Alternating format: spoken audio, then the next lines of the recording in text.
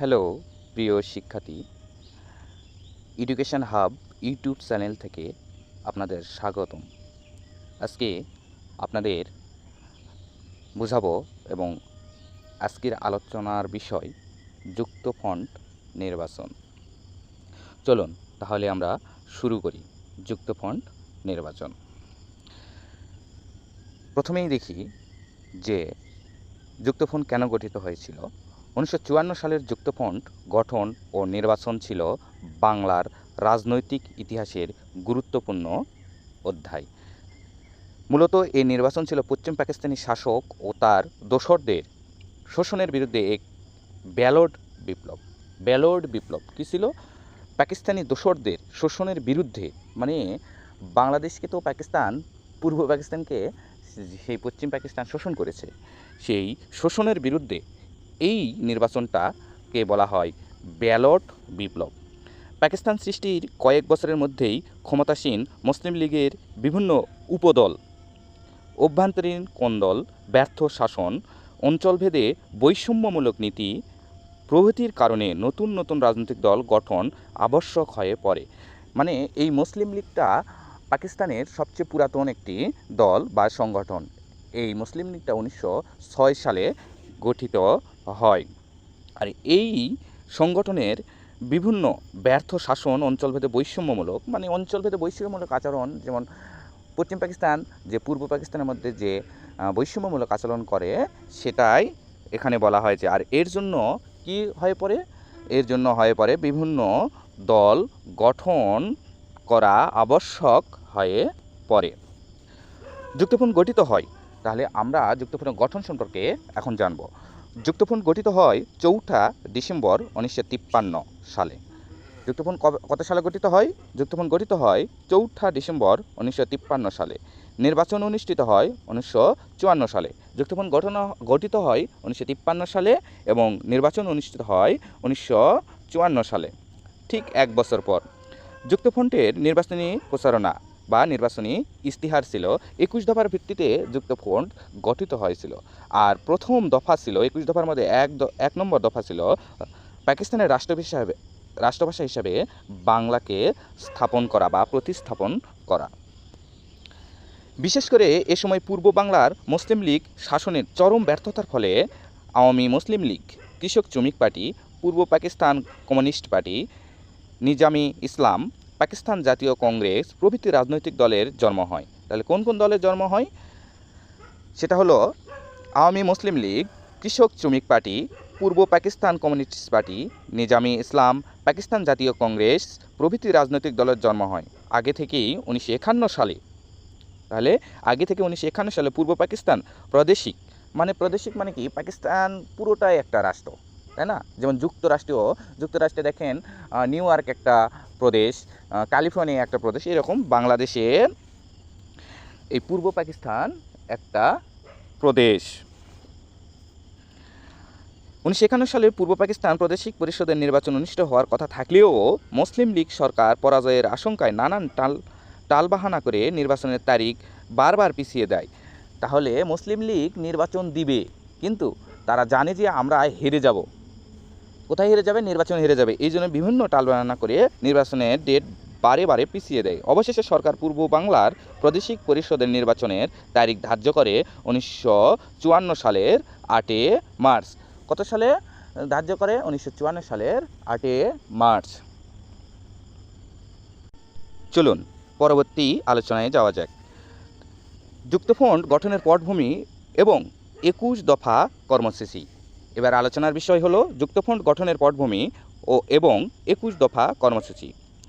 1954 সালের নির্বাচনে পূর্ব বাংলার রাজনৈতিক দলগুলোর মধ্যে মুসলিম লীগ ছিল পুরাতন ও বড় দল। তাহলে 1906 সালে সেই মুসলিম লীগ গঠিত হয়েছিল পাকিস্তানে। তাহলে 1954 সালের নির্বাচনে পূর্ব বাংলার রাজনৈতিক দলগুলোর মধ্যে মুসলিম লীগ ছিল পুরাতন ও বড় দল। এছাড়া পূর্ব বাংলার প্রাদেশিক সরকার পরিচালনা করত মুসলিম লীগ। তাহলে পূর্ব পাকিস্তানে পরিচালনা করত কে? এই মুসলিম লীগই আবার বাংলাদেশকেও পরিচালনা করত। ফলে 1954 সালের নির্বাচনে সদ্য প্রতিষ্ঠিত রাজনৈতিক দলগুলো মুসলিম লীগকে পরাজিত করার কৌশল হিসেবে জোটবদ্ধ হয়ে নির্বাচন করার পরিকল্পনা নেয়। এরই পরিপ্রেক্ষিতে 1953 সালের 14 নভেম্বর ময়মনসিংহে অনুষ্ঠিত আওয়ামী মুসলিম লীগের কাউন্সিলে যুক্তফ্রন্ট গঠনের সিদ্ধান্ত হয়। তাহলে যুক্তফ্রন্ট গঠনের সিদ্ধান্ত কবে হয়? 1953 সালের 14 নভেম্বর ময়মনসিংহে। যুক্তফ্রন্ট মূলত 5টি বিরোধী রাজনৈতিক দলের সমন্বয়ে গঠিত। তাহলে যুক্তফ্রন্ট কয়টি দলের সমন্বয়ে গঠিত? 5টি।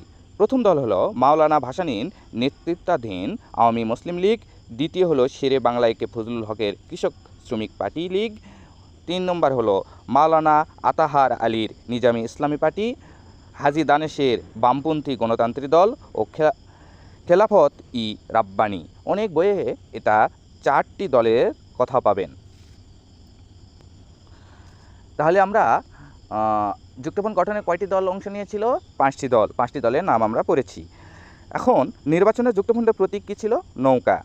আওয়ামী মুসলিম লীগের নির্বাচনী কর্মসূচির 42 দফার প্রধান দাবি নিয়ে যুক্তফ্রন্টের 21 দফা নির্বাচনী ইশতেহার ঘোষণা করা হয়। তাহলে এই 21 দফা কোথায় থেকে নেওয়া হয়? আওয়ামী মুসলিম লীগের 42 দফার মধ্যে থেকে বেছে যেটা ভালো বাংলাদেশের জন্য উপযুক্ত সেগুলো নিয়ে 21 দফা একটা ইশতেহার ঘোষণা করা হয়। পূর্ব বাংলার গণমানুষের আশা আকাঙ্ক্ষাকে সামনে রেখে প্রণীত এই 21 দফা কর্মসূচির মুখ্য রচয়িতা ছিলেন আবুল মনসুর আহমেদ। তাহলে 21 দফার রচয়িতাকে আবুল মনসুর আহমেদ। এই আবুল মনসুর আহমেদ যুক্তফ্রন্ট সরকারের 21 দফা কি করেন? রচয়িতা তিনি। কিন্তু এই মানুষটা আরেকটি সংগঠনের সাথে জড়িত, সেটা হলো মুজিবনগর সরকারের অর্থমন্ত্রী ছিল এই আবুল মনসুর আহমেদ। যুক্তফ্রন্ট থেকে 21টা দফার মধ্যে কিছু দফা আপনাদের সামনে তুলে ধরছি। সেটা হলো 1 নম্বর হলো যুক্তফ্রন্টের প্রথম দফায় ছিল বাংলাকে পাকিস্তানের অন্যতম রাষ্ট্রভাষা হিসাবে প্রতিষ্ঠিত করা হয়। এই অন্যতম রাষ্ট্রভাষা কবে প্রতিষ্ঠিত হয় বলেন তো? 1956 সালে পাকিস্তানের সংবিধান যখন রচিত হয় তখন। 2 নম্বর হলো বিনা ক্ষতিপূরণে জমিদারি প্রথা বিলুপ্ত ও ভূমিহীন কৃষকদের মধ্যে উদ্ধস্ত জমি বিতরণ করা। তাহলে বিনা ক্ষতিপূরণে জমিদারি প্রথা বিলুপ্ত করতে হবে এবং ভূমিহীন কৃষকদের মধ্যে উদ্ধস্ত জমি বিতরণ করা, মানে জমিদারদের যে অনেক জমি আছে সেখান থেকে ভূমিহীন কৃষকদের কিছু জমি দিতে হবে। পাট শিল্পকে জাতীয়করণ করতে হবে। তাহলে পাট শিল্প, যে বাংলাদেশে প্রচুর পরিমাণে পাট আছে, যেমন সেই জন্য বাংলাদেশকে সোনালী আঁশের দেশ বলা হয়েছে, এই পাট শিল্পকে জাতীয়করণ করতে হবে। কৃষির উন্নতির জন্য সমবায় কৃষি ব্যবস্থা প্রবর্তন করা। তাহলে কৃষির উন্নতির জন্য সমবায় কৃষি ব্যবস্থা প্রবর্তন করতে হবে। অবৈতনিক ও বাধ্যতামূলক প্রাথমিক শিক্ষা প্রবর্তন করতে হবে। মাতৃভাষার মাধ্যমে শিক্ষাদান করতে হবে। 52 ভাষা আন্দোলনের বীর শহীদদের স্মরণে শহীদ মিনার নির্মাণ করতে হবে। 21শে ফেব্রুয়ারিকে শহীদ দিবস হিসাবে সরকারি ছুটির দিন ঘোষণা করতে হবে। 1940 লাহোর প্রস্তাব অনুযায়ী পূর্ব বাংলাকে পূর্ণ স্বায়ত্তশাসন প্রদান ও আইন পরিষদের মেয়াদ কোনোভাবে বৃদ্ধি না করা। আইন পরিষদের আসন শূন্য হলে 3 মাসের মধ্যে উপনির্বাচন দিয়ে তা পূরণ করতে হবে। তাহলে এবার আসি, কয়টি ভোট পেলে আমরা সরকার হব বা যুক্তফ্রন্ট সরকার হবে? পূর্ববঙ্গ আইনসভার মোট 309টি আসন আছে। কয়টি আসন? 309টি আসন আছে। এই সংখ্যাগরিষ্ঠ অর্জনের জন্য 309টি আসনের মধ্যে যদি কেউ 156টি আসন পায় তাহলে সে সরকার গঠন করতে পারবে। চলুন পরবর্তী আলোচনায় দেখা যাক নির্বাচনের ফলাফল। এই যে 1954 সালে 8 মার্চ যে নির্বাচন হয়, 8 মার্চ থেকে 12 মার্চ যে নির্বাচন হয়, এই নির্বাচনের ফলাফল কি আজকে আপনাদের জানাবো। 1954 সালের 8 মার্চের নির্বাচন ছিল পূর্ব বাংলার প্রথম অবাধ ও সর্বজনীন ভোটাধিকারের মাধ্যমে সাধারণ নির্বাচন। নির্বাচনে শতকরা 37.19% ভোটার ভোট দেয়। এরা এপ্রিলে সরকারিভাবে নির্বাচনের ফল প্রকাশিত হয়। এখানে আমার একটু ভুল হয়েছে, ক্ষমা করবেন। 2রা এপ্রিল সরকারিভাবে নির্বাচনের ফল প্রকাশিত হয়। মোট 309টি আসনের মধ্যে যুক্তফ্রন্ট 223টি আসন লাভ করে।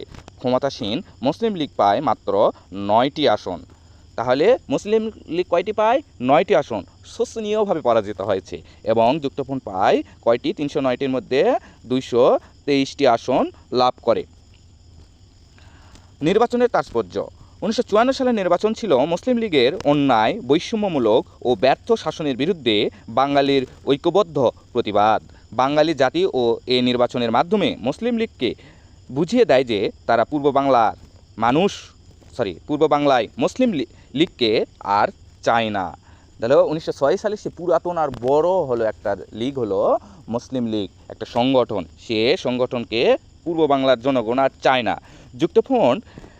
যুক্তফ্রন্টের নেতৃত্ববৃন্দদের জনপ্রিয়তা ও বিশেষ করে তরুণ নেতৃত্বের জনপ্রিয়তা পূর্ব বাংলার ভবিষ্যৎ নেতৃত্ব তৈরির পথ সুগম করে, কারণ অনেক তরুণ নেতার কাছে মুসলিম লীগের বড় বড় নেতার পরাজয় ঘটে। এছাড়া যুক্তফ্রন্টের মধ্যে আওয়ামী মুসলিম লীগের সর্বোচ্চ আসন লাভ ভবিষ্যতে তাদের পূর্ব বাংলার বলিষ্ঠ নেতৃত্ব প্রতিষ্ঠায় ইঙ্গিত বহন করে। চলুন, এই নির্বাচনের মাধ্যমে পূর্ব বাংলার রাজনীতিতে ধর্মনিরপেক্ষ ধারার সৃষ্টি হয়।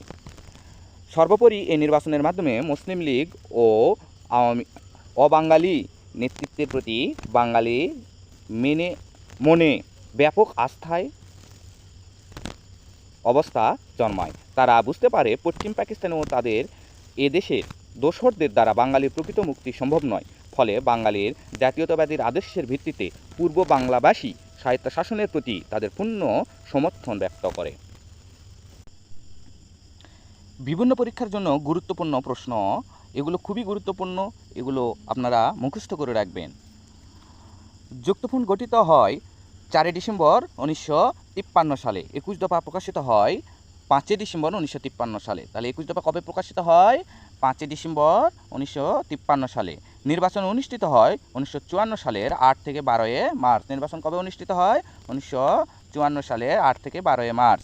যুক্তফ্রন্ট 223টি আসনে জয়লাভ করে। যুক্তফ্রন্টের প্রতীক ছিল নৌকা, পরাজিত মুসলিম লীগের প্রতীক ছিল হারিকেন। যুক্তফ্রন্ট নির্বাচনের বিজয়কে আখ্যায়িত করা হয় ব্যালট বিপ্লব হিসাবে। তাহলে পরাজিত মুসলিম লীগের প্রতীক ছিল কি? হারিকেন। হাতে হারিকেন ধরায় বাংলাদেশের মানুষ দিয়ে পাঠাইছে। যুক্তফ্রন্ট মন্ত্রিসভা ক্ষমতায় ছিল মাত্র 56 দিন। যুক্তফ্রন্ট মন্ত্রিসভা গঠন করে 4 এপ্রিল 1954 সালে। মুখ্যমন্ত্রী হিসাবে দায়িত্ব গ্রহণ করেন একে ফজলুল হক। যুক্তফ্রন্টের কৃষি, বন, সমবায় ও পল্লী মন্ত্রী ছিলেন শেখ মুজিবুর রহমান।